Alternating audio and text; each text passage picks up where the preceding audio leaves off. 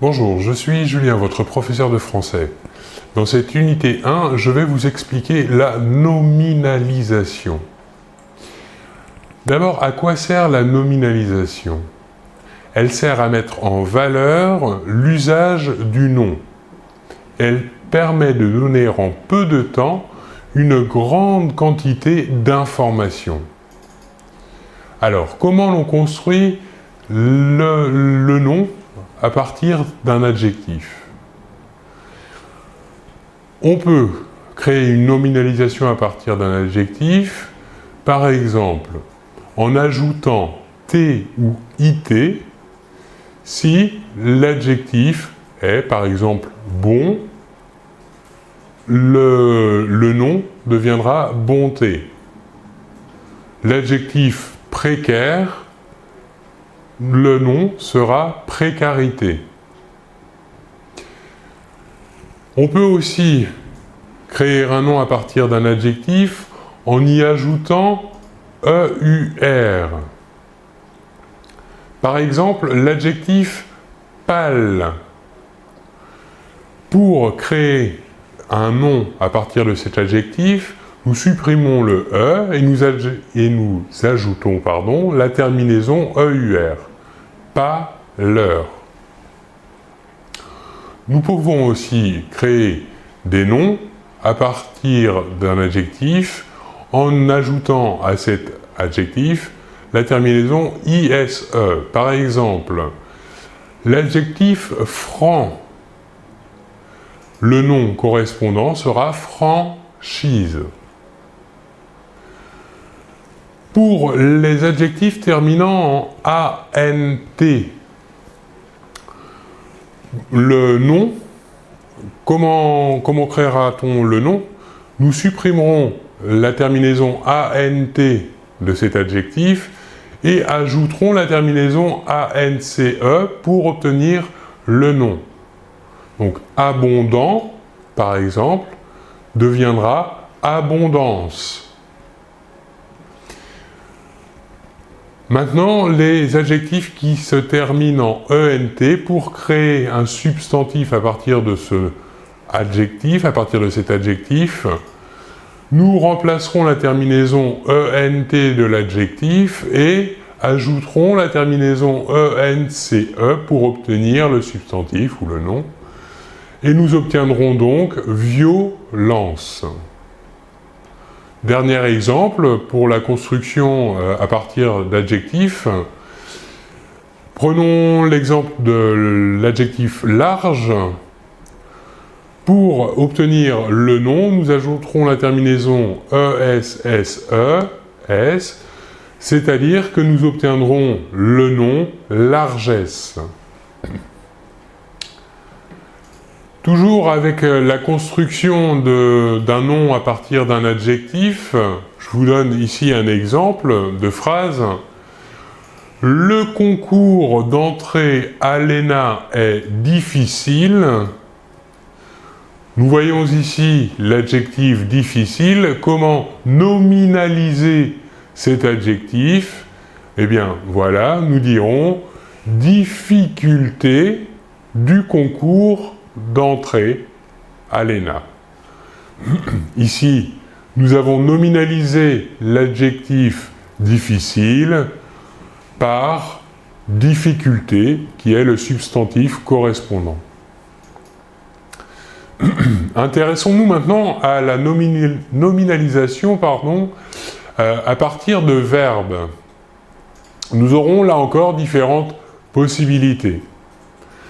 Avec le verbe laver, nous ajouterons la terminaison age pour obtenir le substantif. Nous obtiendrons donc le substantif lavage. Pour le verbe détourner, par exemple, nous utiliserons la terminaison ment, M-E-N-T.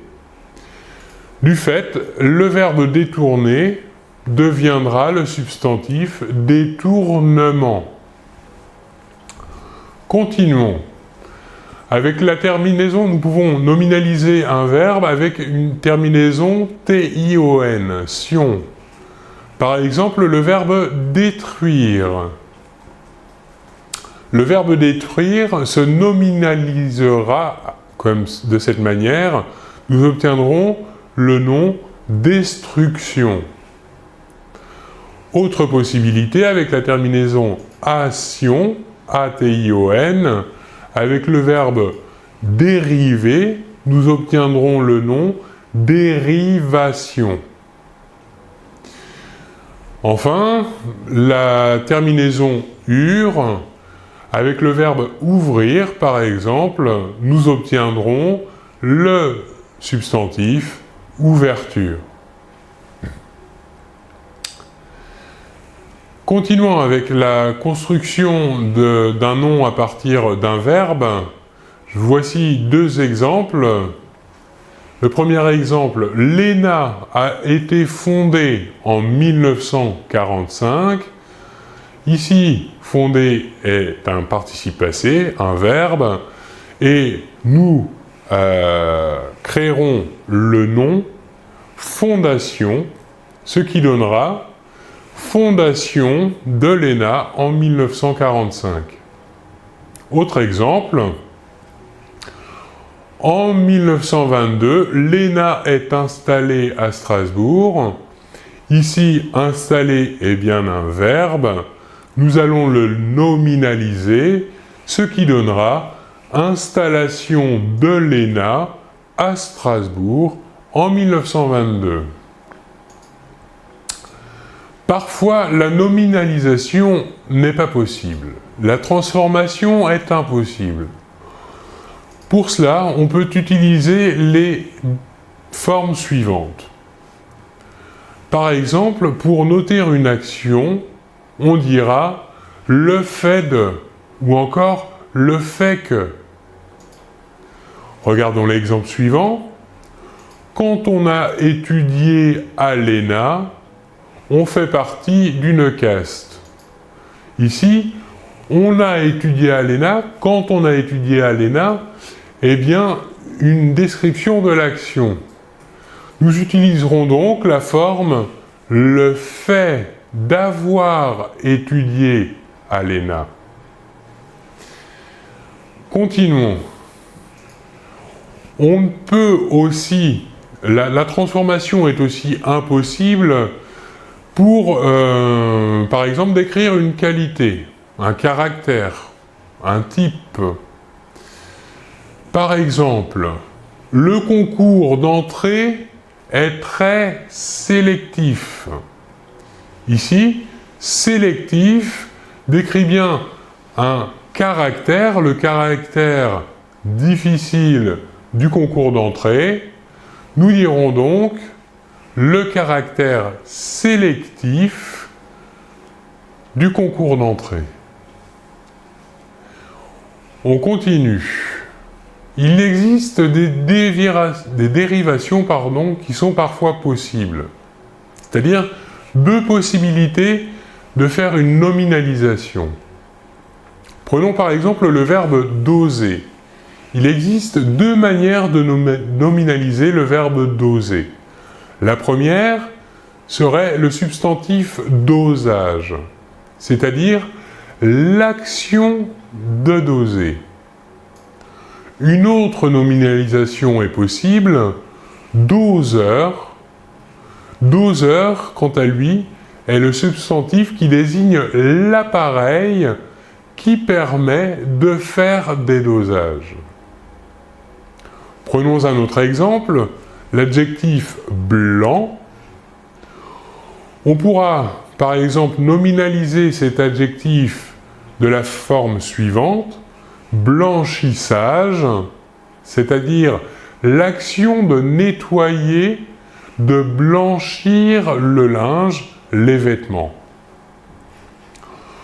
Autre nominalisation possible de l'adjectif blanc serait blanchiment, c'est-à-dire l'action de recouvrir de blanc ou encore blanchir de l'argent. Il faut donc être très précautionneux, prendre beaucoup de précautions avec la nominalisation. Elle est très utile par exemple, pour résumer fortement une phrase. Il peut être très utilisé, par exemple, dans la presse ou dans les journaux, mais il faut savoir que parfois, il est possible de nominaliser un adjectif ou un verbe de manière différente, c'est-à-dire avec des substantifs différents. C'est pour ça qu'il faut faire très très attention avec la nominalisation. Voilà pour cette leçon sur la nominalisation. Je vous remercie beaucoup de votre attention et l'on se retrouve très bientôt. Au revoir.